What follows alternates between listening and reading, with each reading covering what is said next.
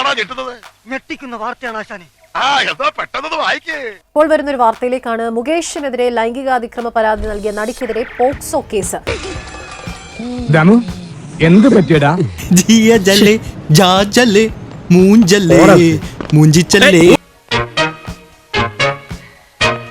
നടിയുടെ ബന്ധുവായ യുവതി നൽകിയ പരാതിയിലാണ് മൂവാറ്റുപുഴ പോലീസ് കേസെടുത്തത്. അങ്ങനെ പേടിച്ചു പോകുന്നവനൊന്നും അല്ല ഞാൻ. എന്നാലും വെറുതെ ചോദിക്കാം, ഈ കോയമ്പത്തൂർക്കുള്ള ബസ് പോയാലോ?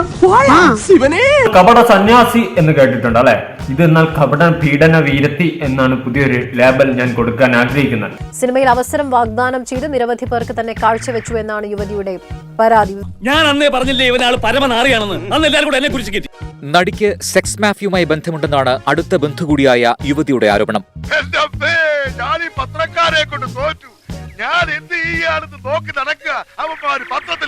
10 വർഷം മുൻപ് തന്നെയും കുടുക്കി. ഓഡിഷനായി ചെന്നൈയിലെത്തിച്ചായിരുന്നു ഇതെന്നും വെളിപ്പെടുത്തൽ. അങ്ങനെ സംഭവിച്ചു കാണൂ.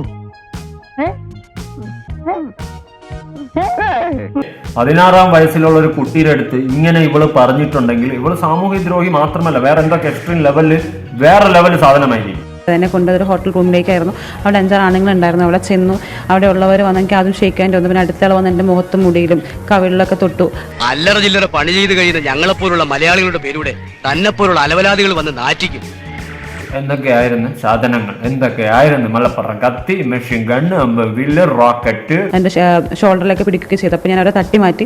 ആ ഒരു സിറ്റുവേഷനിലാണ് എനിക്ക് മനസ്സിലായത് പുള്ളിക്കാരുടെ ഉദ്ദേശം ഒരു ഓഡീഷന് കൊണ്ടുപോവുകയല്ലായിരുന്നു. അവർക്ക് എന്നെ കാഴ്ച വെച്ച് അല്ലെങ്കിൽ അവർക്ക് എന്നെ കാണിച്ച് പൈസ ആ ഒരു ലെവലിലേക്ക് എത്തിക്കായിരുന്നു എനിക്ക് മനസ്സിലായത്. ആരും കാണുന്നത് പോലെ അല്ലടാ മോനെ, ഒന്നിനെയും വിശ്വസിക്കാൻ പറ്റില്ല. നമ്മൾ വിചാരിച്ചോ നല്ല ഊളി. ഞാൻ വിചാരിച്ച നല്ലൊരു പെൺകുട്ടിയാണ്.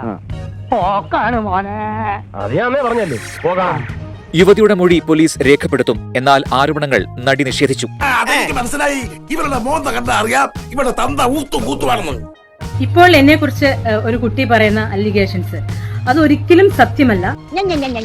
കൂടുതൽ വിശേഷം നീ പറയണ്ട. എനിക്കറിയാടി നിന്നെ. ഒന്നിൽ വീട്ടുകാരെ പേടി വേണം, അല്ലെങ്കിൽ നാട്ടുകാരെ.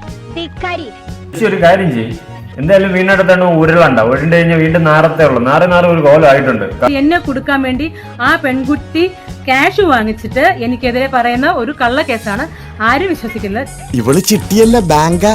ഇത് സാധാരണ ബാങ്കല്ല, സഹകരണ ബാങ്കാ. എനിക്കിത് ഒരറിവുമില്ല. ഞാൻ അങ്ങനെ ചെയ്തിട്ടുമില്ല. നീ ഒന്നും ചെയ്തില്ലേ? ആർട്ടിന്റെ കാലിന്റെ മുട്ട് ഞാൻ ഒടിക്കും. അഹങ്കാരി ചേച്ചി ഇനി എന്തായാലും മുഞ്ചിത്തിരിഞ്ഞ് കമ്പിത്തിരിയായിട്ടിരിക്കുന്ന അവസ്ഥ എത്തിയിട്ടുണ്ട്. ഞാൻ I will fight, no problem. ഇറങ്ങി പോണി പഴച്ചവളെ. ഇവള് മറ്റേ കേസാ. താന്താൻ കൊഴിക്കുന്ന കുഴികൾ താന്താൻ തന്നെ ഉരുണ്ട് വീഴേണ്ട ഒരു അവസ്ഥ ഉണ്ടാവും. ഇപ്പൊ തന്നെ ഓടിക്കോ. ഇതെല്ലാം കൂടി ഇടിഞ്ഞു പറഞ്ഞു നിന്റെ തലയിലേക്ക് വീഴാൻ പോവാ. ചമ്മന്തി പരിവായി പോടി. ഞാൻ പോകുന്നു. ബൈ.